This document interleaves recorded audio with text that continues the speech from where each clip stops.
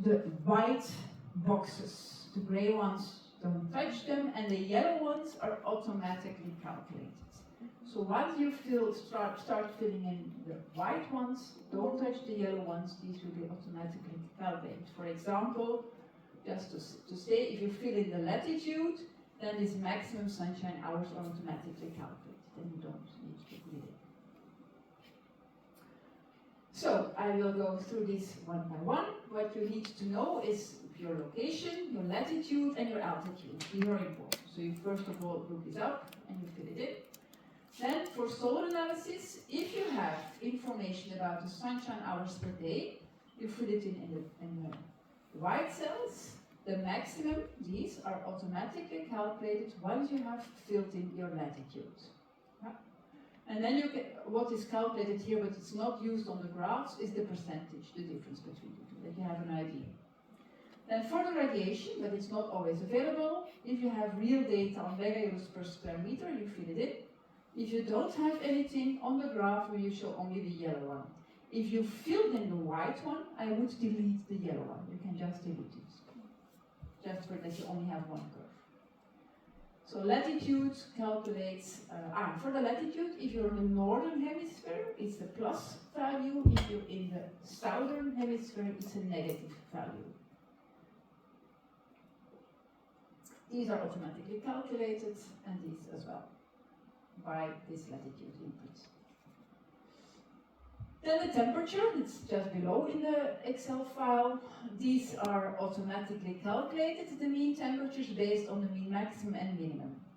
If you wouldn't have mean maximum and minimum, then you can fill in the mean temperature and you leave the others out. So then you do fill in the yellow ones. But normally don't fill in the yellow ones and just fill in mean, minimum and maximum. Sometimes the three values are given, but why do we calculate it? Because sometimes there are inconsistencies in your data, and then your mean average temperature is actually beyond the mean minimum or maximum. There are some strange things, which is not a logic flow of your graph. So that's why we decided to just fill in mean, minimum, and maximum if you have them. The yellow ones is automatically calculated. Normally you will find this. I think there's very little context where you don't have this. And then you don't touch the yellow one, it's automatically there. If you have information about the extremes for a certain month, both maximum and minimum, you can also fill in. So these are temperatures. Then precipitation, we need the average rain. This was humidity. No, temperature, yeah. Precipitation, you have average rainfall, millimeter per month, maximum rainfall, and minimum rainfall.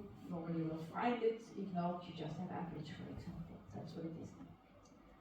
And then finally, humidity. Don't talk about absolute humidity, we're only interested in relative humidity in percentage, so that's the unit.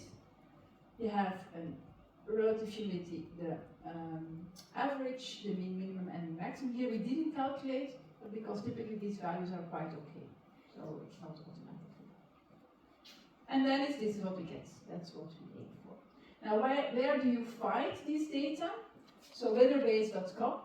Typically is a good source for your data, but it doesn't provide any data on radiation or sunshine hours. So if you don't have anything else, you can use it, but be careful, it will not be all data.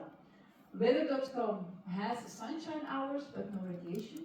So depending if your location is included there, have a look.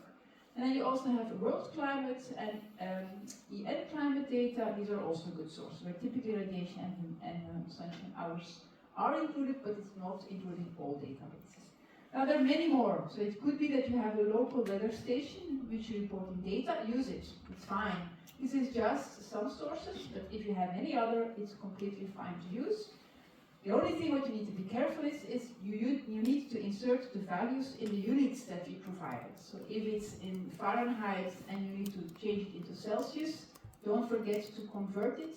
Or if it's in, watts or kilograms instead of kilo or euro, whatever, just check in the Excel file what unit we asked and make sure that you convert it first. And to convert, you can use any converter tool you find online. All right, that's about weather data. Any questions on that? Yes? Which year we should take? You can take a recent year. I think that's the most important. Yeah. All right, before I go to comfort, I propose that we have a 5 minutes break. We start again 5 to 12.